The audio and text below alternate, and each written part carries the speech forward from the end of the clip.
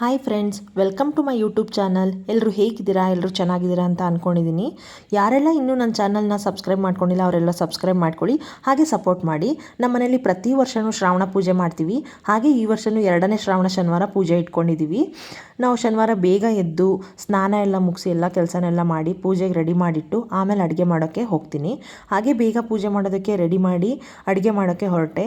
ಮೊದಲು ಅಡುಗೆ ಮಾಡೋ ಮುಂಚೆ ಗ್ಯಾಸ್ ಸ್ಟವ್ಗೆ ಪೂಜೆ ಮಾಡಿ ಅಡುಗೆ ಮಾಡೋಕ್ಕೆ ಶುರು ಮಾಡ್ಕೊಂಡ್ವಿ.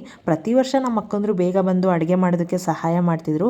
ಆದರೆ ಈ ವರ್ಷ ನಮ್ಮ ದೊಡ್ಡಕ್ಕ ಬರೋದು ಸ್ವಲ್ಪ ಲೇಟ್ ಆಯಿತು, ಯಾಕಂದರೆ ಮಕ್ಕಳಿಗೆ ಟೆಸ್ಟ್ ನಡೀತಿತ್ತು. ಅದಕ್ಕೋಸ್ಕರ ಅವಳು ಬರೋದು ಲೇಟ್ ಆಯಿತು ಅಂತ ಆ ಜಾಗಕ್ಕೆ ಈ ಸಾರಿ ನನ್ನ ತಂಗಿ ಅಂದರೆ ರಮ್ಯಾ ಅಂತ, ಅವಳು ನನ್ನ ಹಸ್ಬೆಂಡ್ ಅವರ ಅಕ್ಕನ ಮಗಳು ಆ್ಯಡ್ ಆದಳು. ನಮ್ಮ 2ನೇ ಅಕ್ಕ ಮತ್ತು ನನ್ನ ತಂಗಿ, ನನ್ನ ಯಜಮಾನ್ರು, ನಮ್ಮಪ್ಪ ಎಲ್ಲರೂ ಹೆಲ್ಪ್ ಮಾಡಿದ್ರು. ನಾವಿಲ್ಲಿ ಒಂದು 11 kg ಮಟನ್ನು, 12 kg ಅಷ್ಟು ಚಿಕನ್ನು ಅಂದರೆ ಸ್ಕಿನ್ ಔಟ್ ಮಾಡಿಸಿದ್ವಿ. ನಮಗೊಂದು 8-9 kg ಬಂದಿದೆ ಅಷ್ಟೇ. 2 ಬೋಟಿ ಮಾಂಸ ಇಷ್ಟು ಮಾಡಬೇಕಿತ್ತು. ನಮ್ಮಪ್ಪ ಇಲ್ಲಿ ಮಟನ್ ಮಾಂಸನೆಲ್ಲ ಸಣ್ಣದಾಗಿ ಪೀಸ್ ಮಾಡ್ತಿದ್ರು. ರಮ್ಯಾ ಇಲ್ಲಿ ಎಲ್ಲ ಐಟಮ್ನೆಲ್ಲ ತೊಳೆದುಕೊಟ್ಲು. ಅಂದರೆ ಕೊತ್ತಂಬರಿ ಸೊಪ್ಪು, ಪುದೀನ ಸೊಪ್ಪು, ಈರುಳ್ಳಿ ಎಲ್ಲನೂ ಪ್ರತಿಯೊಂದು ತೊಳ್ಕೊಡ್ತಾ ಇದ್ಲು.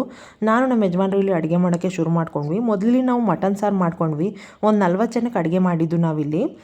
ಆಮೇಲೆ ಮೊಟ್ಟೆ ಬೇಯಿಸ್ಕೊಂಡ್ವಿ. ಸ್ವಲ್ಪ ಚಿಕನಲ್ಲಿ ನಾವು ಚಾಪ್ಸ್ ಮಾಡ್ಕೊಂಡ್ವಿ. ಇದು ಮಟನ್ ತಿನ್ನದೇ ಇರೋರಿಗೆ ಅಂತ. ಮಟನ್ ತಿನ್ನಲ್ಲ ಅಂದರೆ ಅದು ನಾನು ನಮ್ಮ ಅಕ್ಕಂದ್ರು ಯಾರೂ ಮಟನ್ನ ತಿನ್ನಲ್ಲ. ನಾವು ಯಾರೂ ಮಟನ್ ತಿನ್ನದೇ ಇರೋದ್ರಿಂದ ನಾವು ಸ್ವಲ್ಪ ಚಾಪ್ಸ್ ಮಾಡ್ಕೊಂಡ್ವಿ. ಮಟನ್ ಸಾರು ಮಾಡ್ತೀವಿ, ಬಟ್ ನಾವು ತಿನ್ನಲ್ಲ ಅಷ್ಟೇನೆ. ನಮ್ಮ 2ನೇ ಭಾವ ಬಂದರು ಅಷ್ಟೊತ್ತಿಗೆ. ಅವರು ಚಿಕನ್ ಫ್ರೈ ಮಾಡೋದಕ್ಕೆ ಹೆಲ್ಪ್ ಮಾಡಿದ್ರು. ನೆಕ್ಸ್ಟ್ ನಮ್ಮ ದೊಡ್ಡಕ್ಕ ಮತ್ತು ಮಕ್ಕಳು ಇವೆಲ್ಲರೂ ಬಂದರು. ಒಬ್ಬರಾದ್ಮೇಲೆ ಒಬ್ಬರು ಬರೋಕ್ಕೆ ಶುರು ಮಾಡಿಕೊಂಡ್ರು. ಎಲ್ಲರೂ ಬರೋದಕ್ಕೆ ಶುರು ಮಾಡಿಕೊಂಡ್ರು. ನನಗೆ ನಮ್ಮ ಅಕ್ಕಂದ್ರು ಬಂದರೆ ಒಂಥರ ಖುಷಿ. ಅವ್ರು ಬಂದರೆ ನನಗೊಂಥರ ಧೈರ್ಯ. ಎಲ್ಲ ಕೆಲಸದಲ್ಲಿ ನನಗೆ ಸಹಾಯ ಮಾಡ್ತಾರೆ. ನಾನು ಅವ್ರಿಗೆ ಎಷ್ಟು ಥ್ಯಾಂಕ್ಸ್ ಹೇಳಿದ್ರು ಸಾಲದು. ನಮ್ಮಪ್ಪ ಅಮ್ಮ ಎಲ್ಲರೂ ಅಷ್ಟೇ. ನಾನು ಏನೇ ಫಂಕ್ಷನ್ ಮಾಡಿದ್ರು ಫುಲ್ ಸಪೋರ್ಟಿವ್ ಆಗಿರ್ತಾರೆ. ನಮ್ಮಮ್ಮ ಬರಬೇಕಾಗಿತ್ತು, ಅವ್ರು ಬಂದಿಲ್ಲ ಈ ಸರಿ. ಯಾಕಂದರೆ ನಮ್ಮ ತಂಗಿ ಬಾಣ್ತಿ, ಅದಕ್ಕೋಸ್ಕರ ಅವ್ರು ಬಂದಿಲ್ಲ. ಇಲ್ಲಾಂದರೆ ಅವರು ಬರ್ತಾಯಿದ್ರು. ನಮ್ಮ ಅತ್ತೆನೂ ಬಂದಿಲ್ಲ ಇಲ್ಲಿ. ನಮ್ಮ ಅತ್ತೆನೂ ಬೇಗ ಬರ್ತಾಯಿದ್ರು, ಅವರು ಬಂದಿಲ್ಲ ಈ ಸರಿ. ಊರಲ್ಲಿ ಏನೋ ಕೆಲಸ ಇತ್ತು ಅಂತ ಅವರು ಬರೋಕ್ಕಾಗಿಲ್ಲ. ನೈಟ್ ಬರ್ತೀನಿ ಅಂತ ಹೇಳಿದ್ದಾರೆ. ಅಷ್ಟರಲ್ಲಿ ಚಿಕನ್ ಫ್ರೈ ರೆಡಿ ಆಯಿತು. ನೆಕ್ಸ್ಟ್ ಅನ್ನನೂ ಆಯಿತು. ಮುದ್ದೆ ಲಾಸ್ಟಲ್ಲಿ ಮಾಡ್ಕೊಂಡ್ವಿ ನಾವು, ಊಟಕ್ಕೆ ಬಿಸಿ ಇರಲಿ ಅಂತ. ಅಷ್ಟೊತ್ತಿಗೆ ದಾಸಪ್ಪ ಬಂದರು. ಅವ್ರನ್ನ ಕಾಲು ತೊಳೆದು ಒಳಗಡೆ ಕರ್ಕೊಂಡ್ವಿ. ಮುಂದಿನ ಭಾಗ ನೆಕ್ಸ್ಟ್ ಅಪ್ಲೋಡ್ ಮಾಡ್ತೀನಿ. Thank you.